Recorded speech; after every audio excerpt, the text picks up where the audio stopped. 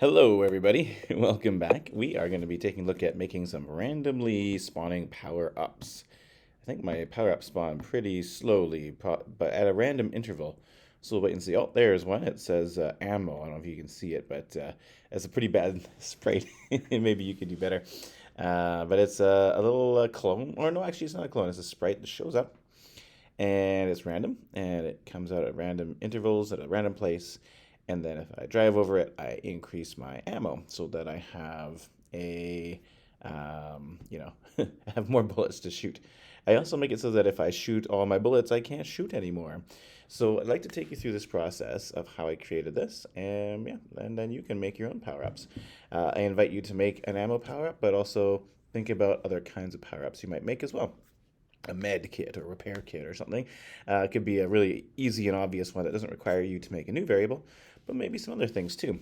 Speed boost or it could be power downs as well that are like traps that stop you from moving or slow you down or something like that. So these are all possibilities. So let's take a look at this. It looks kind of complicated when you first look at it. It's a little confusing. So why don't I guide you through it step by step? I'm going to zoom in. The main thing is this. I'll just remove this part of it. This is sort of the main part of the script, and I think this will be pretty straightforward. When you receive start, it'll begin sort of this forever loop, and it starts off hidden, and then it waits a random number of seconds. I chose 1 to 3. I think originally it was 1 to 10, but for this demo, I've made it not take so long. So basically be hidden for 1 to 3 seconds, and then it'll show itself and just sit there waiting for it to be touched by the green tank or the red tank.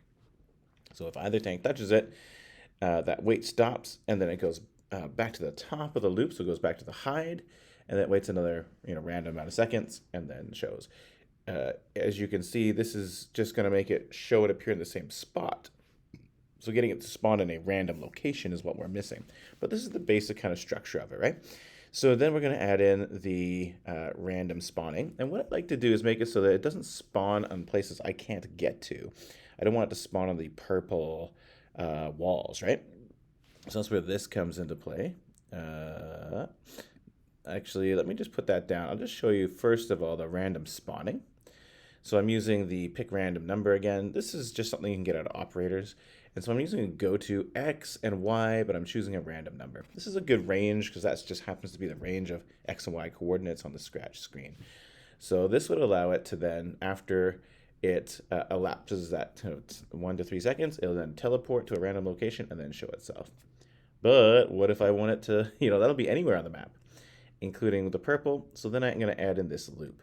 Basically, I'm going to repeat this same go-to. See how these two go-tos are basically the same, right?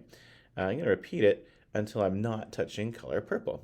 So I'll stick that right afterwards, right here. So I'll basically, if I'll roll the dice to see, so to speak, where I'm going to go, and then I'll check to see if I ended up touching the wall. And if I did, I'll just roll them again. I'll keep on rolling them until I'm not touching that color.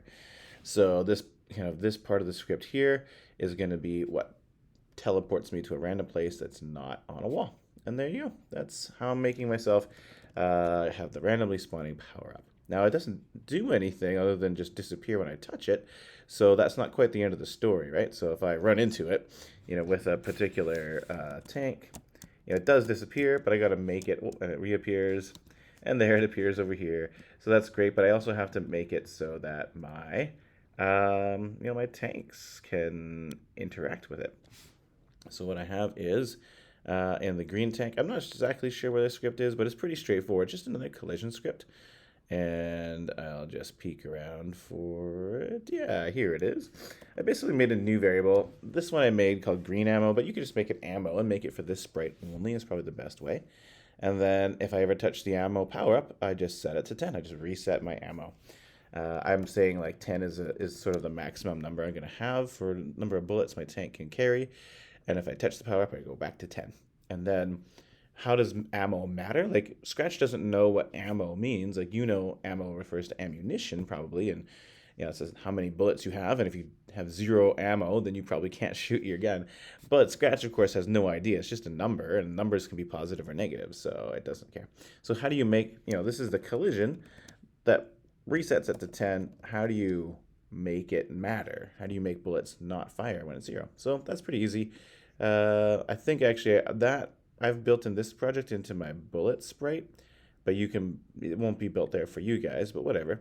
All I got here is, if I'm pressing the shoot key, whatever that is, then normally I make the clone of the bullet. But here I'm going to also add in an and. I'm going to also say, hey, I'm pressing the shoot key and my ammo is greater than 0.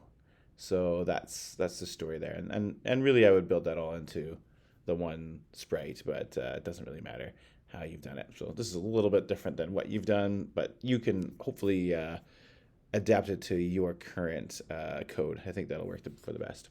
Okay, so that's the story of making ammo matter and also having random power-ups. So see if you can also create your own power-ups. Real simple idea. Make like a speed boost or a health, or maybe both health kit, something to repair yourself and boost your speed. And if you have other ideas, then please feel free to come up with those ideas as well. Go crazy with these things. I'll just add to your project quality, and I think you'll have a lot of fun doing it. All right. Okay, thanks so much, everybody. Bye.